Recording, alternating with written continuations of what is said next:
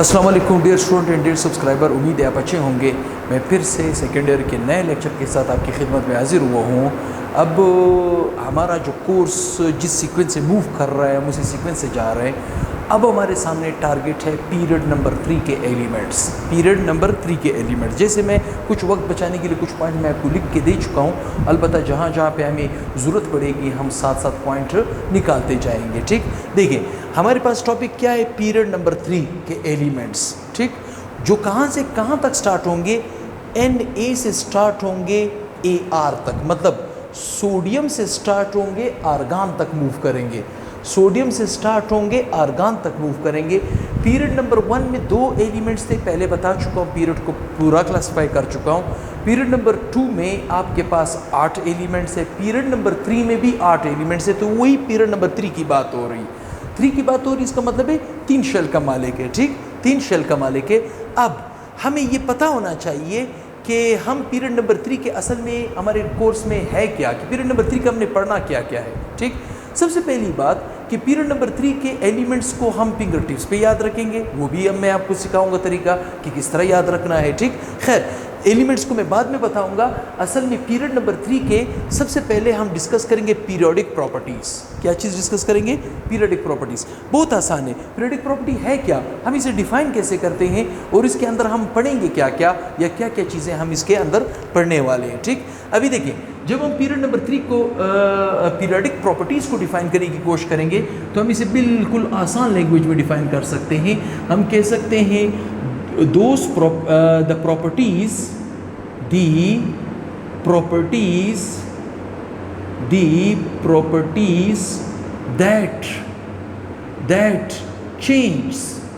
that change across the period। across the period का मतलब क्या है? across the period का मतलब क्या है? इसे मैं ब्रैकेट में लिख रहा हूँ, लेफ्ट टू राइट। ठीक, across the period का मतलब क्या है? Left to right.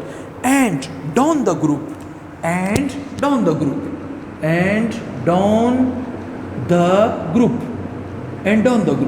group का मतलब क्या है? टॉप टू बॉटम की बात हो रही है। टॉप टू बॉटम की बात हो रही है, ऊपर से नीचे की बात हो रही है। ठीक, क्या डिफिनेशन हमने लिखी पीरियोडिक प्रॉपर्टीज की?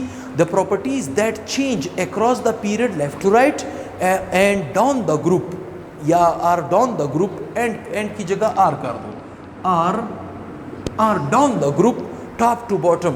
ठीक है, with rise of atomic number, number of elements is called periodic properties। मतलब ऐसी प्रॉपर्टी जो हमें चेंज दिखा सके, कहाँ से कहाँ तक। अगर हम पीरियड की बात करें अक्रॉस द पीरियड या लेफ्ट टू राइट, अगर हम ग्रुप की बात करें तो डाउन द बॉटम, ऊपर से नीचे की तरफ आओगे या लेफ्ट टू राइट जाओगे, एटम का एटॉमिक नंबर चेंज होगा।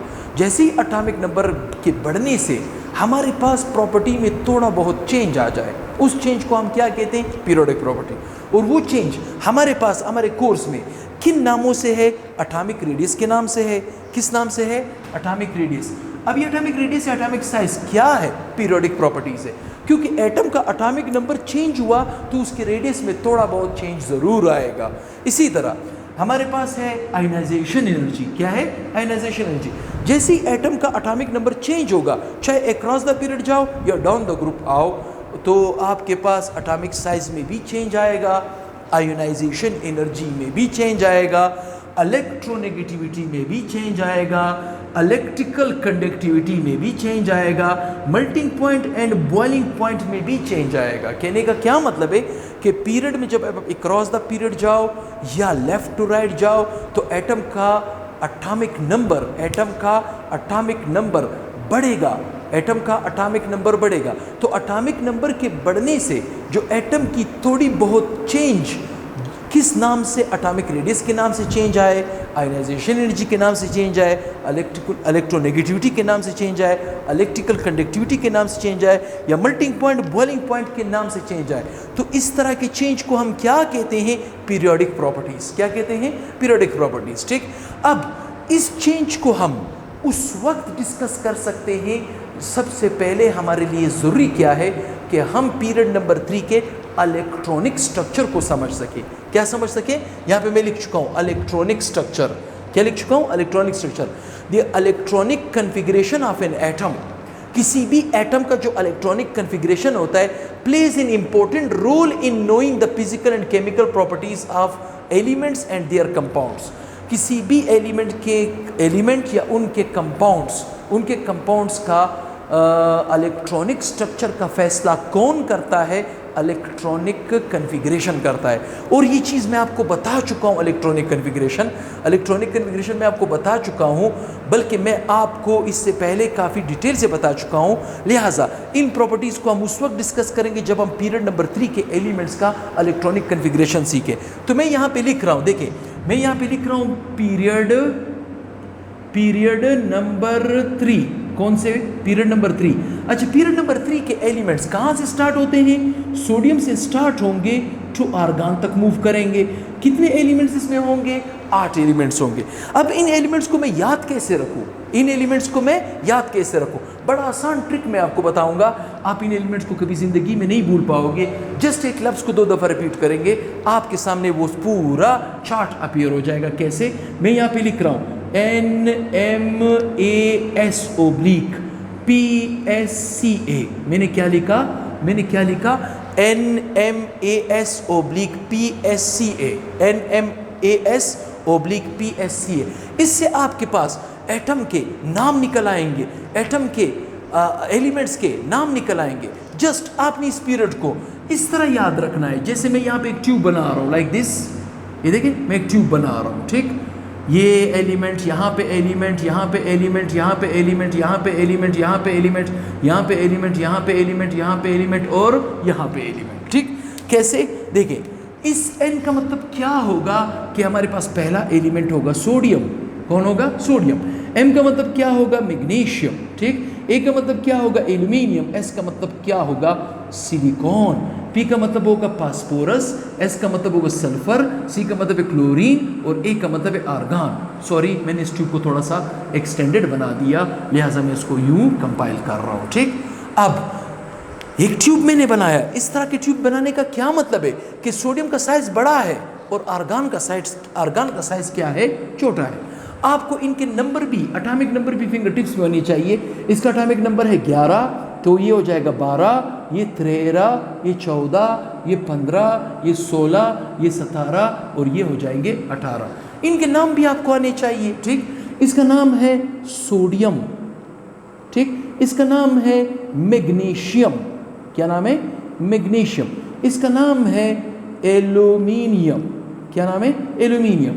इसका नाम है सिलिकॉन। इसका नाम है फास्फोरस। क्या नाम है? फास्फोरस। इसका नाम है सल्फर। ठीक, इसका नाम है क्लोरीन। इसका नाम है आर्गान। क्या नाम है? आर्गान। मतलब पीरियड नंबर 3 में पहला एलिमेंट कौन है? सोडियम। दूसरा कौन है? मैग्नीशियम। तीसरा एल्यूमिनियम। चौथा सिलिकॉन। पांचवा फास्फोरस। छठा सल्फर।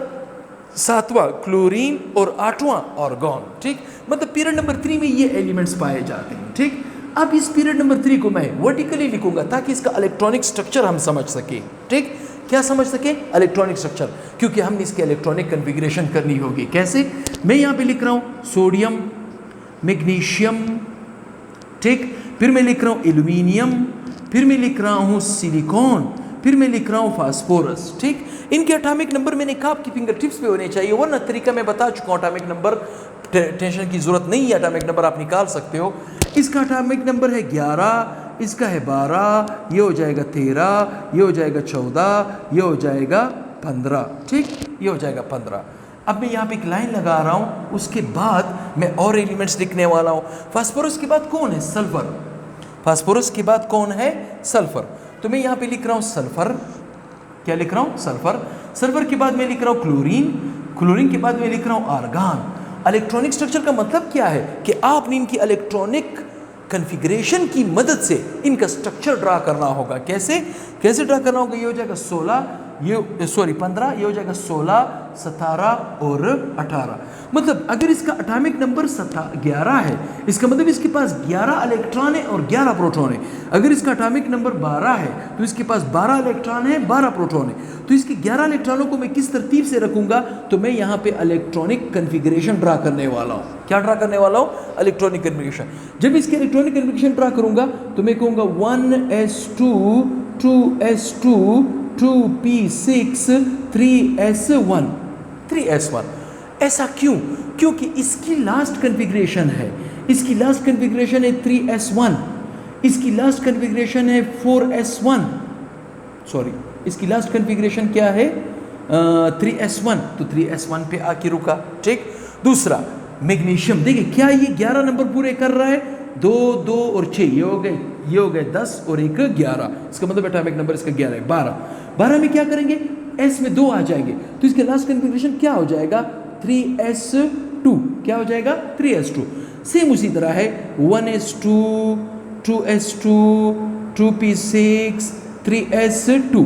इसकी कन्फिग्रेशन यहाँ तक हो गई। ये हो गए 2 2 6, ये हो गए 10 10 और 2, ये आपके पास हो जाएंगे 12। ठीक। इसका मतलब है कि ये देखिए एल्यूमिनियम से लेकर आर्गान तक ये पी ब्लॉक के एलिमेंट्स है। एल्यूमिनियम से लेकर आर्गान तक ये पी ब्लॉक के एलिमेंट है।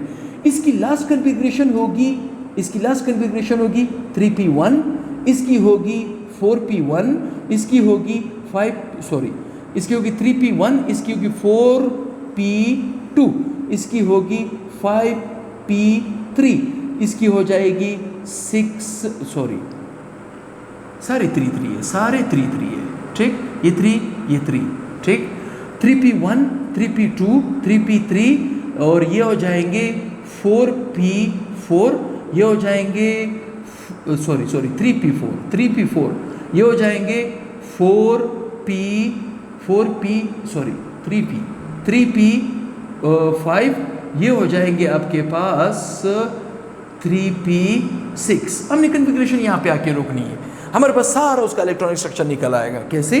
देखिए इसका जब मैं करूँगा तो मैं कहूँगा 1s2 2s2 2p6 3s2 3p1। देखिए मैं कहाँ पे आके रुका? 3p1 पे आके रुका। ठीक। इसी तरह silicon 1s2 2s2 2p6 3s2 3p2, कहाँ पे आके रुका? 3p2 पे आके रुका। ठीक। अब फास्फोरस का देखिए 1s2 2s2 2p6 3s2 3p में कितने हो जाएंगे? 3। ठीक। जैसे 3p में कितने हो जाएंगे? 3 फास्फोरस के। इसी तरह सल्फर आपके पास आ जाएगा 1s2 2s2 2p6 3s2 3p। ये क्या था? 3p3, तो ये क्या हो जाएगा? 3p4। ठीक। इसी तरह क्लोरीन का, ठीक, इसी तरह क्लोरीन का 1s2 2s2 2p6 3s2 3p5। ठीक। अब ये क्लोरीन हो जाएगा। आर्गान का देखें, आर्गान का आपके पास क्या आएगा? 1s2 2s2 2p6 3s2 3p6। अब आप मुझे बताएं, ज़रा सोच के बताएं, मैंने कहा था ये पीरियड नंबर 3 है, मतलब थर्ड पीरियड है। अगर थर्ड पीरियड है, सोडियम के पास अगर 3 शेल है तो आर्गान के पास भी 3 शेल है, लेकिन इसकी 3 शेल थोड़े दूर है, इसकी 3 शेल थोड़े नज़दीक है। एटम का साइज श्रिंक हो रहा है। क्यों? क्योंकि इसके पास इलेक्ट्रॉन 11 प्रोटॉन 11 है, इसके पास इलेक्ट्रॉन 18 प्रोटॉन 18 है। तो तादाद में ज़्यादा होने की वजह से कशिश की क़ुव्वत बढ़ेगी, वही 3 शेल नज़दीक हो जाएंगे, इसके 3 शेल दूर होंगे। इसी तरह हमें इसको ट्यूब की शक्ल में याद रखना होगा। अब देखिए क्या इसका 11 नंबर सही है? बिल्कुल सही है। ये हो गए 10 और 1 11, ये हो गए 10 और 2 12, ये हो गए 10 और 3 13, ये हो गए 10 और 4 14, ये हो गए 10 और 5 15, ये हो गए 10 और 6 16, ये हो गए 10 और 7 17, ये हो गए 10 और 8 18। ठीक, 18। अब आप मुझे बताएं सोडियम का आखिरी शेल कौन सा है? तीसरा। मैग्नीशियम का आखिरी शेल कौन सा है? तीसरा। एल्यूमिनियम का आखिरी शेल कौन सा है? तीसरा। सिलिकॉन का आखिरी शेल कौन सा है? तीसरा। फास्फोरस का आखिरी शेल कौन सा है? तीसरा। और सल्फर का आखिरी शेल कौन सा है? तीसरा। क्लोरीन का आखिरी शेल कौन सा है? तीसरा। और आर्गन का आखिरी शेल कौन सा है? तीसरा। ठीक, चेंजेस कहाँ पे हो रहे हैं? चेंजेस कहाँ पे हो रहे हैं? सोडियम और मैग्नीशियम एस ब्लॉक एलिमेंट है, ये S1 है, ये S2 है, मतलब इनके इलेक्ट्रॉन कहाँ पे आके ख़त्म हो रहे हैं? S पे आके ख़त्म हो रहे हैं। जबकि एल्यूमिनियम से लेकर आर्गन तक, एल्यूमिनियम से लेकर आर्गन तक ये कहलाए जाते हैं P ब्लॉक, तो इनके इलेक्ट्रॉन P पे ख़त्म हो रहे हैं। लेकिन P हमें किसी और शेल में नहीं मिल रहा है, उसी तीसरे में मिल रहा है। देखिए एल्यूमिनियम के पास 3s2 इलेक्ट्रॉन तो है, लेकिन P भी आ चुका है 3p1। इसी तरह सिलिकॉन का 3s2 इलेक्ट्रॉन तो है, 3p2, P में 2 इलेक्ट्रॉन आ चुके हैं। फास्फोरस का 3s2 इलेक्ट्रॉन तो है, लेकिन 3p में 3 इलेक्ट्रॉन आ चुके हैं। इसी तरह इसके पास भी तीसरा शेल आखिरी 3s2 3p4, 3s2 3p5, 3s2 3p6। उम्मीद करता हूँ कि पीरियोडिक प्रॉपर्टीज़ को हम स्टार्ट करने के इस वक्त काबिल होते जा रहे हैं, क्योंकि इन पीरियोडिक प्रॉपर्टीज़ को, ऐसी प्रॉपर्टीज़ जो एटॉमिक नंबर के बढ़ने से एटम की कुछ न कुछ खसूसियत अपने हमसाया एटम से कुछ न कुछ खसूसियत में चेंज आए, कुछ न कुछ खसूसियत में चेंज आए। जब कुछ न कुछ खसूसियत में चेंज आएगा, उस प्रॉपर्टीज़ को हम क्या कहेंगे? पीरियोडिक। और किस नाम से हम उसे डिस्कस करेंगे? एटॉमिक रेडियस के नाम से, आयनाइजेशन एनर्जी के नाम से, इलेक्ट्रोनेगेटिविटी के नाम से, इलेक्ट्रिकल कंडक्टिविटी के नाम से, melting point and boiling point के नाम से करेंगे। इन सब को हमने 1 बाय 1 डिटेल से डिस्कस करना है। लेकिन इन प्रॉपर्टीज़ को डिस्कस करने से पहले आपको पीरियड नंबर 3 का क्या चीज़ पता होना चाहिए? इलेक्ट्रॉनिक स्ट्रक्चर पता होना चाहिए। इलेक्ट्रॉनिक स्ट्रक्चर, और इलेक्ट्रॉनिक स्ट्रक्चर किस पे डिपेंड करता है? इलेक्ट्रॉनिक कन्फिग्रेशन पे। तो मजबूरन हमने पीरियड नंबर 3 के एलिमेंट्स लिए 1 बाय 1 वर्टिकली लिखे, और उनके हमने क्या परफॉर्म किए? Electronic configuration. तो हमें ये पता चला कि सोडियम के पास अगर 3 शेल है तो आर्गन के पास भी 3 शेल है। ठीक, आर्गन के पास भी 3 शेल है, लेकिन इसके शेल नज़दीक है, इसके शेल दूर है। ये चीज़ हम कहाँ पे डिस्कस करने वाले हैं? एटॉमिक रेडियस में, जो कि नेक्स्ट लेक्चर आएगा। किसी ने स्क्रीनशॉट लेना हो तो वो ले सकता है। अलबत्ता बहुत ही जल्द मैं दूसरे लेक्चर के साथ हाजिर हूँगा, और उसके अंदर हम पीरियोडिक प्रॉपर्टी पहला लेंगे, एटॉमिक रेडियस, उसे भी डिटेल से डिस्कस करेंगे, आयनाइजेशन एनर्जी को भी डिस्कस करेंगे, इलेक्ट्रोनेगेटिविटी को, इलेक्ट्रिकल कंडक्टिविटी को, मेल्टिंग पॉइंट और बॉइलिंग पॉइंट को भी डिस्कस। गालिबन स्क्रीनशॉट किसी ने लिया हो तो वो ले चुका होगा। तो बहुत ही जल्द मैं नेक्स्ट लेक्चर के साथ हाजिर हूँगा। दुआओं में मुझे याद रखें, और मेरे चैनल को ज़्यादा से ज़्यादा शेयर करें, सब्सक्राइब करें। कोयटा साइंस एकेडमी के नाम से मेरा चैनल है। मेरे मोबाइल नंबर भी आप सर्च ऑप्शन पर डालेंगे तो मेरा चैनल आएगा। बहुत स्टूडेंट चैनल को देख रहे हैं, ना उसको लाइक दे रहे हैं, ना उसके ऊपर अच्छे अच्छे कमेंट्स दे रहे हैं। अगर वीडियो आपको पसंद आ रहा है तो काइंडली कोशिश करें अच्छे अच्छे उसके ऊपर रिमार्क्स दिया करें, कमेंट्स दिया करें। इससे ये होगा कि हम में एनर्जी आएगी और हम आपके लिए कोर्स आसान पे आसान करते जाएंगे। सब्सक्राइब किया करें, लाइक किया करें, और अच्छे अच्छे कमेंट्स दिया करें, और वीडियो को आखिर तक देखें। कभी कभार कुछ ऐसे पॉइंट होता है जो हम स्टार्ट में नहीं, आखिर में बताने में कामयाब हो जाते हैं, बीच में बताने में कामयाब हो जाते हैं। तो मैं उम्मीद करता हूँ कि आपको ये लेक्चर पसंद आया होगा। अगर पसंद आए तो अपने दोस्तों के साथ शेयर ज़रूर करें। नेक्स्ट वीडियो के साथ बहुत ही जल्द हाजिर होऊंगा। अल्लाह हाफ़िज़।